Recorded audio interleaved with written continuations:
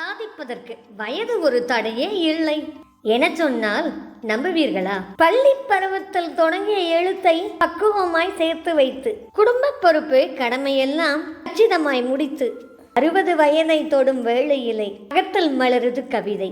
யார் இந்த ஜெயந்தி ஸ்ரீனிவாசன்? எதற்காக இவருக்கு இப்படி ஒரு அறிமுகம்? அப்படி என்ன சாதித்தார் என்பதை எல்லாம் இந்த வீடியோவோட முடிவில் தெரிஞ்சுக்குவீங்க. நம்மளாலலாம் சாதிக்கவே முடியாது, அப்பப்பா வயசாயிடுச்சு அப்படின்னு புலம்பிட்டு இருக்கிற உங்களுக்காக தான் இந்த வீடியோ. ஸ்ரீரங்கத்தை பிறப்பிடமாக கொண்டு தற்சமயம் கோவையில் வசித்து வரும் திருமதி ஜெயந்தி ஸ்ரீனிவாசன் அம்மா அவர்கள் ஏன் இன்றைய பாடுபொருள் என்று உங்களுக்குள் கேள்வி வரலாம். ஒரு பெண் எழுதினால் என்ன மாற்றம் நிகழும் என நினைக்கிறீர்கள். ஆனால் பெண் எழுதாவிட்டால் ஒட்டுமொத்த உலகமும் சம்பித்து போயிருக்கும். அது ஒரு கையெழுத்தல்ல, அது ஒரு காலத்தின் குரல். தமிழ் இலக்கிய வரலாற்றில் பெண்கள் எழுதினார்கள், ஆனால் பெண் குரலாக மாறியவர்கள் எத்தனை பேர்? சமூகத்தை நடுங்க வைத்த ஒரே ஒரு பெண் என சொன்னால் மிகையாகாது, திருமதி ஜெயந்தி ஸ்ரீனிவாசன். இவர் பிறப்பு தமிழ் இலக்கியம் ஒரு ஆயுதத்தை பெற்ற நாள் அது. ஸ்ரீரங்கம் மண்ணில் பிறந்த இந்த குழந்தை சமூகத்தின் நாளைய ஆச்சரியமாக மாறப்போகிறது என்று காலத்துக்கு கூட தெரியாது. அப்பாவும் அம்மாவும் பெரிய எழுத்தாளர்களும் அல்ல, பேச்சாளர்களும் அல்ல. ஆனால் மனிதராக வாழ கற்றுக் கொடுத்த மனிதநேயம் மிக்க மனிதர்கள். இதுவே ஜெயந்தி அம்மாவோட முதல் பாடசாலை. தன்னோட பள்ளி படிப்பு அச்சிரப்பாக்கம் அரசினர் பள்ளி.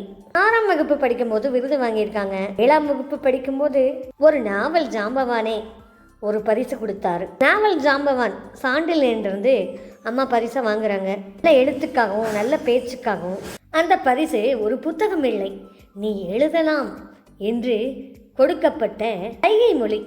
அந்த காலத்திலேயே ஸ்ரீரங்க காலத்துல தமிழ் கலந்துருந்துச்சு. அப்படியே கல்வி பயணம் தொடருது, திருமண வாழ்க்கையும் தொடருறாங்க. வாழ்க்கை பொறுப்புகள் இதையெல்லாம் கச்சிதமா முடிக்கிறாங்க. ஆனாலும் தனக்கு பிடிச்ச கவிதை எழுத்த அம்மா விடவே இல்லை. வருடத்திற்கு ஒரு கவிதை மட்டுமே எழுதிக்கிட்டு இருந்தாங்க.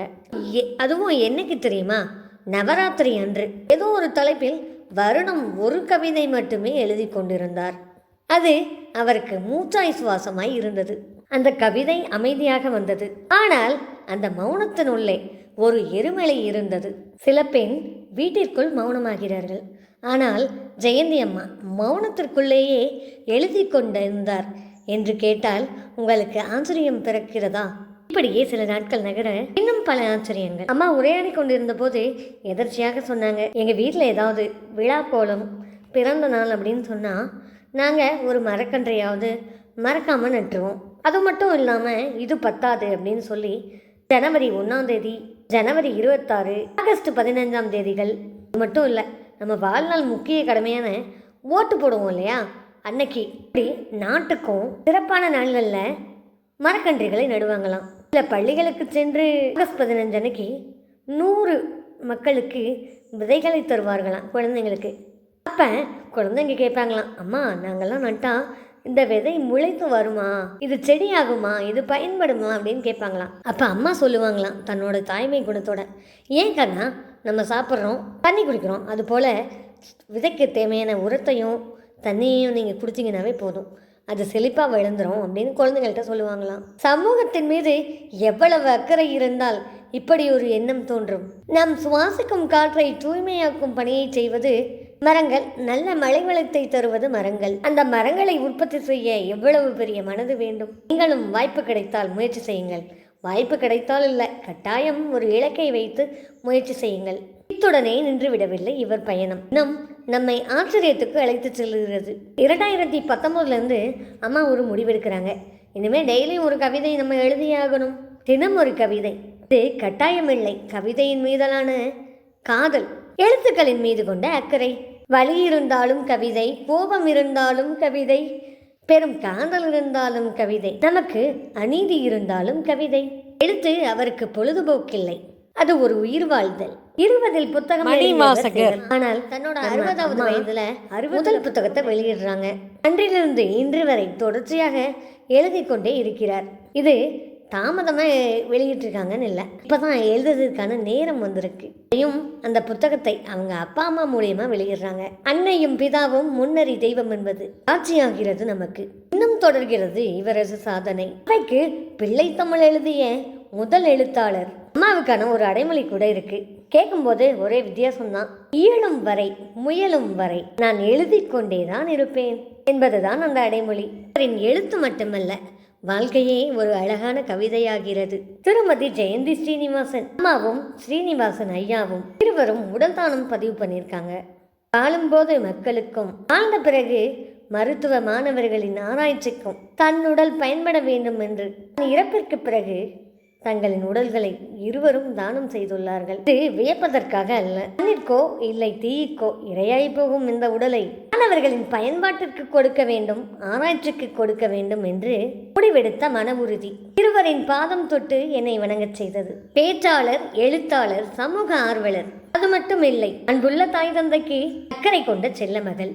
அன்பை மட்டுமே தன் பிள்ளைகளுக்கு அள்ளித்தரும் அக்கறை உள்ள தாய். இத்துடனே முடியவில்லை, சிறந்த ஒரு வாழ்க்கை துணை. தன் குடும்பத்தோடு மட்டும் நின்று விடாமல் சமூகத்தின் மீது அக்கறை கொண்ட தமிழ் திருநாட்டின் செல்ல மகள். நிகழ்த்திய அதிசயங்கள் இன்னும் கூட இருக்கிறது. அம்மா தன்னோட ஒரு புத்தகத்தை வங்கக்கடல்ல வெளியிடுறாங்க, வங்கக்கடல்ல கப்பல்ல வெளியிடுறாங்க. நாகாலாந்து கவர்னர் மூலமா. தமிழுக்கு இதைவிட பெருமிதம் என்ன இருக்க முடியும்? தமிழ் மீதும் அன்பும் அரவணைப்பும் அக்கறையும் கொண்ட இந்த தமிழ் மகளை பெற்றமைக்கு பெருமிதம் கொள்கிறது இந்த தாய் திருநாடு, எங்களின் தமிழ் திருநாடு.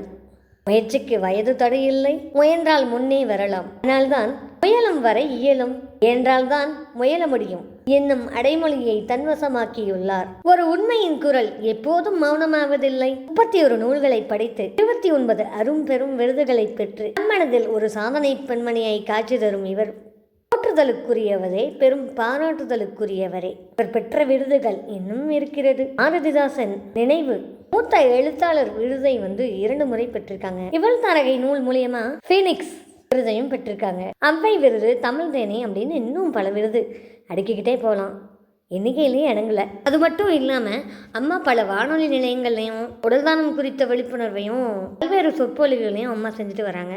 சீனிவாசன் ஐயா பற்றி சொல்லணும் அப்படின்னா, சிறந்த ஒரு வாழ்க்கை துணை. எனக்கு என்ன பிடிச்சிருக்கோ அதை செய்யுமா, உன்னோட வாழ்க்கை துணையா உன் கூட இருக்கேன், உன்னால நிச்சயமா முடியும், நீ சாதிப்ப அப்படின்னு அம்மாவுக்கு எழுத்து பணியில உதவிகரமாகவும் அம்மாவின் ஒவ்வொரு அசைவுலையுமே ஐயா துணையா நிற்கிறாங்க. இருவரும் இணைந்து கூட விருதுகள் வாங்கியிருக்கிறாங்க. இருவரும் இணைந்து வில்லுப்பாட்டு எழுதி பாடி அதற்குரிய பரிசையும் பாராட்டையும் பெற்றிருக்கிறாங்க. இதை விடவும் சிறந்த ஒரு வாழ்க்கை துணை யாருக்கு அமையும்? நீங்கள் தானே ஐயா ஒரு முன்னுதாரணம். உங்களுக்கு நன்றி சொல்ல கடமைப்பட்டிருக்கிறது தேநீர் கதைகள் தோழி. நன்றி ஐயா.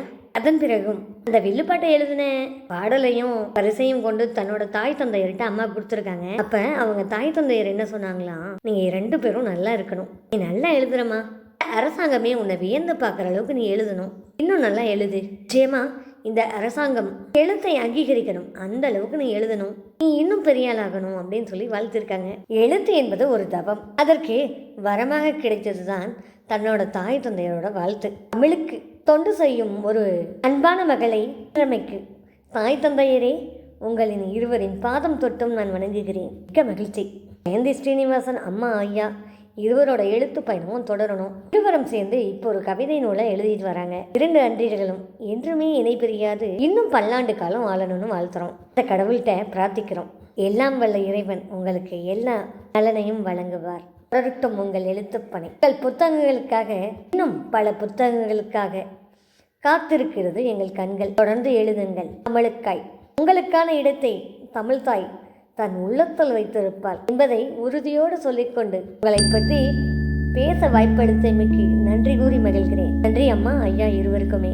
இது போன்றே உங்களது சாதனைகளும் படைப்புகளும் உலகத்துக்கு தெரிய வரணும்ல. அப்படின்னா வீடியோவை இப்போ தான் ஃபஸ்ட் டைம் பார்க்குறீங்கன்னா மறக்காமல் ஒரு சப்ஸ்கிரைப் கொடுத்து உங்கள் சப்போர்ட்டை எங்களுக்கு கொடுங்க. உங்களை பற்றிய தகவலை கமெண்ட்ல எனக்கு சென்ட் பண்ணுங்க. நிச்சயமாக உங்களது திறமையும் உலகத்திற்கு வெளிவரும். இது பெருமைக்காக நிச்சயமாக இல்லை, திறமையானவர்கள் வெளிவந்தால்தான் நம்மாலும் சாதிக்க முடியும் என்ற தைரியம் அனைவருக்கும் வரும். யாரும் சோர்ந்து விட மாட்டார்கள். எனவே உங்களுக்காக இல்லாட்டி கூட உங்களை பார்த்து ரோல் மாடலாக மற்றவங்க எல்லாரும் வெளியே வரணும். அதுக்காக உங்களோட தகவலை எங்களுக்கு கொடுங்க. பெருவாரியான ஆதரவு அளித்து வரும் அனைத்து நண்பர்களுக்கும், நேய உள்ளங்களுக்கும், என்னோட சகோதர சகோதரிகள் அனைவருக்குமே என்னோட உள்ளம் கனிந்த நன்றி. நீங்களும் சாதனையாளராகலாம். வெற்றியுங்கள். பயிற்சி தன்னால் வந்துவிடும். வாய்ப்புக்கு நன்றி. வாழ்க வளமுடன்.